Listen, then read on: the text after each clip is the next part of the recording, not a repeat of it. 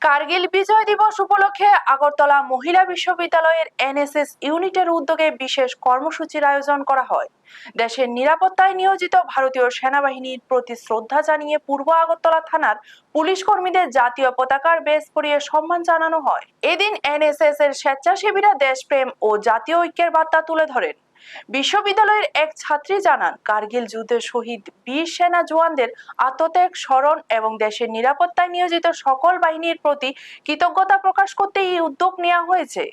অনুষ্ঠানে এনএসএস ইউনিটের সদস্য, বিশ্ববিদ্যালয়ের শিক্ষক শিক্ষিকা এবং পূর্ব আগরতলা থানার পুলিশ কর্মীরা উপস্থিত ছিলেন। ব্যুরো রিপোর্ট, নিউজ তৎকাল 24। নমস্কার, আজ আমরা উইমেন্স কলেজ এনএসএস ইউনিট থেকে কার্গিল বিজয় দিবস উপলক্ষে আমাদের ভারতীয় সেনাবাহিনীকে সম্মান জানাচ্ছি। 1999 সালের 26শে জুলাই ভারতের কার্গিল অঞ্চলে ভারতীয় সেনাবাহিনী পাকিস্তানি সেনাবাহিনীর বিরুদ্ধে জয়লাভ করে। ভারতীয় সেনাবাহিনীর এই অপরিসীম অবদানের জন্যই আজ আমরা শান্তিমতো ঘুমাতে পারছি এবং সম্মান নিয়ে বাঁচতে পারছি।